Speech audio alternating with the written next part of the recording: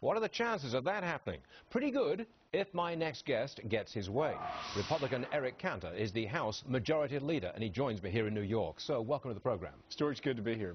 Do you think you can get a deal to defuse this taxmageddon, as it's being called? Do you think you can get a deal before the election? Well, we're going to try every way we can to make sure taxes don't go up on anybody. Don't go up on working families. Don't go up on small businesses. We got to make sure we're doing everything instead to grow jobs and get this economy back on track. So doesn't a lot depend on the election result? If you've got a clean sweep on either side, you get a deal. There's no question. My sense is that if we win the election, if Mitt Romney becomes our next president, we'll be able to stave off a tax increase. And I think right now we've got to put that certainty into play because small businesses are having too difficult of a time. Investors are worried about what will happen with their taxes. If on January the 1st, if nothing is done, let me see if I've got this right, the payroll tax goes up, as the Social Security tax, federal income tax rates go up, the tax on dividends, interest, what else? What am I missing? Estate taxes all go up. That adds up to, I think, over $500 billion for the coming calendar year. Right. Marginal rates, all of it. And in fact, over a 10-year period, it's a $4 trillion hit. And, you know, you can imagine if our economy is $15 trillion GDP, you're having a $500 billion hit in 1 year. It's huge. We don't want that to happen. We want our economy to grow.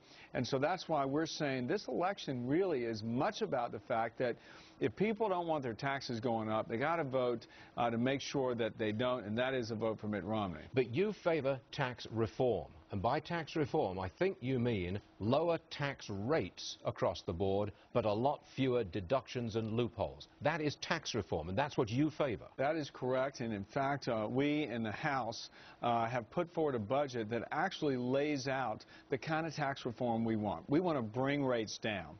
We want to make sure they lowered for everyone, that we broaden the base, that we get rid of the loopholes, and we start allowing people, when they go and make their money, they know what to expect that they can keep. The problem is right now it's too complicated. We want to have a growing economy. We're for pro-growth tax reform. Is Governor Romney firmly on board with proposals you just laid out? Absolutely. I was with him last night for several hours, and he's told person after person of his commitment to clean up the tax code, to lower the rates so that we can be about competitiveness again in this country. We got to make sure that, you know, in our corporate rates, we're the worst in terms of competitiveness. We have the highest corporate tax rate in the industrialized world. We want to go out and be the best again. We want to make sure that our businesses can grow, our families can get back to work. I want to go back to President Obama's attack on Governor Romney's work at Bain Capital. He's run a series of negative ads going after the governor for what happened when he was at Bain, or alleged to have happened. Today, we get Representative James Clyburn making a comment about what Governor Romney is alleged to have done to American companies. Listen with me for a moment and I'll get your comment. Go. There's something about raping companies and leaving them in debt and setting up Swiss bank accounts in incorporating businesses in the Grand Caymans. I have a real serious problem with that. Now, the White House has said that the use of the word rape is inappropriate. And I'm sure you agree with that, sir. Absolutely. I mean, these comments, again, are not helpful. They're not constructive. In fact, I would say they need to be fact-checked as well. You know, I think that where the White House is, and obviously my friend and colleague, Mr. Clyburn, in terms of wanting to castigate small and large business, I think it reflects a lack of understanding, again, of what America's about. America is about business. We're about a country that is premised on the fact that ordinary people can go into business and do extraordinary things. And to denigrate success in business, to denigrate the launching of new business or the turnaround of existing businesses, I think just absolutely reflects a disconnect with what America is about. But why would Representative Clyburn and the President do this? Would they attack capitalism? As you said, America is a free enterprise country, always has been. That is the American tradition.